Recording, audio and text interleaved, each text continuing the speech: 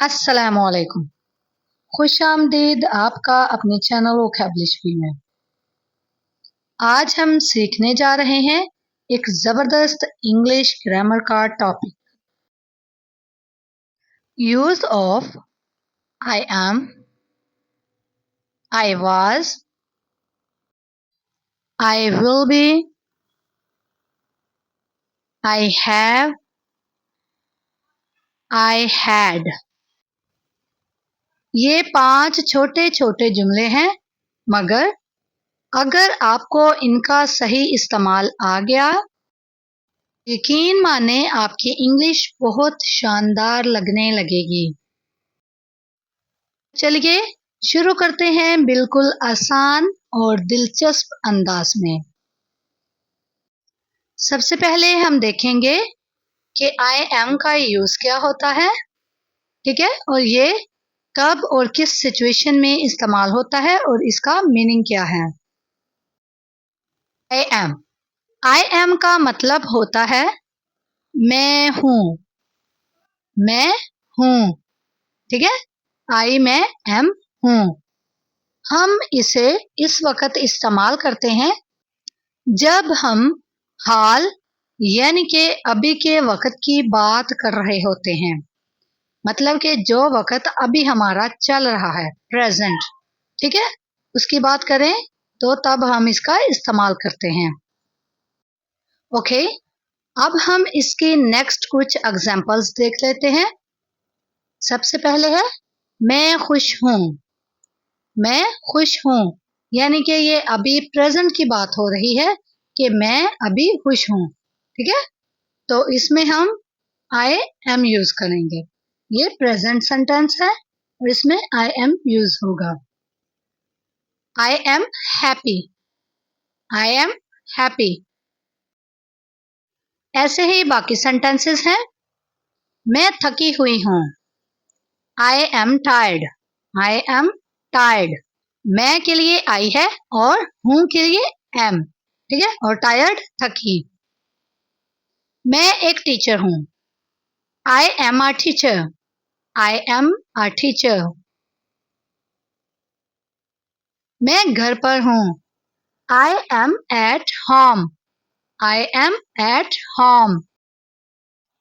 ऐसे ही I am का मुख्तसर तरीका भी है, इसे आम भी लिखा जाता है, यानी कि आई के बाद एपोस्ट्रोफी ऊपर और साथ एम, ठीक है, ए खत्म हो जाता है, तो इसे पढ़ा जाएगा आम, आम, ठीक है। प्रैक्टिस करें आम।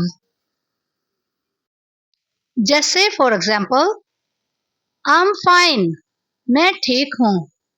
आई एम रेडी, मैं तैयार हूँ।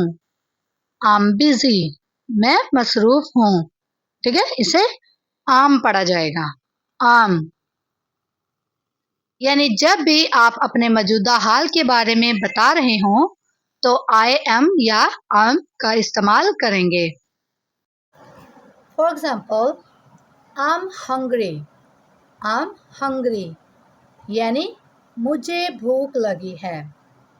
कितना आसान है ना ये, तो रिपीट कीजिए I am hungry. Use of I was. अब आते हैं आई वॉज पर। आई वॉज का मतलब होता है मैं था या थी। ये हम इस वक्त बोलते हैं जब हम गुज़श्ता यानी कि गुजरे हुए वक्त की बात करते हैं, मतलब के पास्ट की। पास्ट मतलब गुजरा हुआ वक्त। इसकी कुछ एग्जांपल्स देखते हैं। पहली एग्जांपल है मैं कल खुश था यूज हुआ है यहाँ पे, तो इसका मतलब है कि यहाँ पे पास्ट की बात हो रही है, यानी कि गुजरे हुए कल की।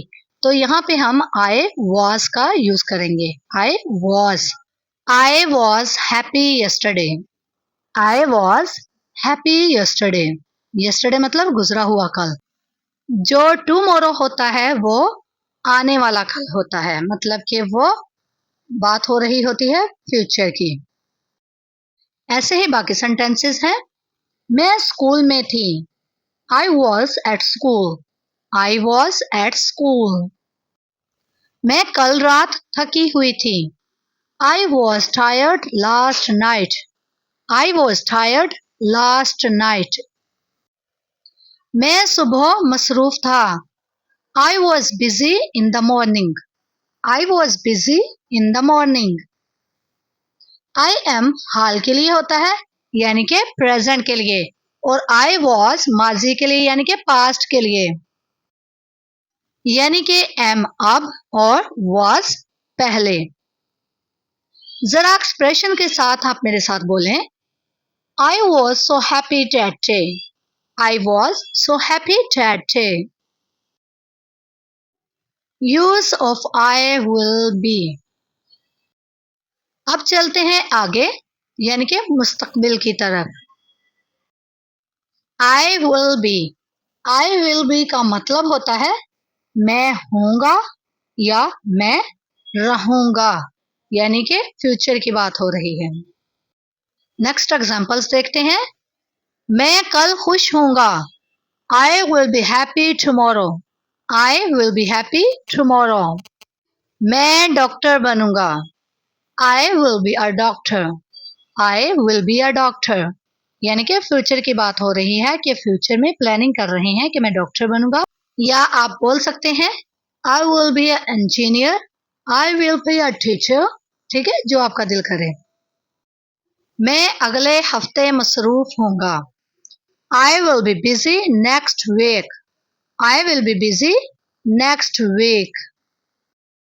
बहुत आसान तरीका है इन्हें याद रखने का। I was माजी के लिए यूज होता है यानी कि पास्ट के लिए, और I am हाल यानी कि प्रेजेंट के लिए, और I will be मुस्तकबिल यानी कि फ्यूचर के लिए। अगर कोई आपसे पूछे Are you free tomorrow? तो आप बोलेंगे No, I will be busy. यानी कि वो पूछ रहा है कि क्या कल आप फ्री होंगे, तो वो आपने कहना है कि नहीं, मैं मसरूफ होऊंगा, यानी कि आने वाले कल की बात हो रही है। Use of I have. I have. I have का मतलब होता है मेरे पास है या मैंने किया है।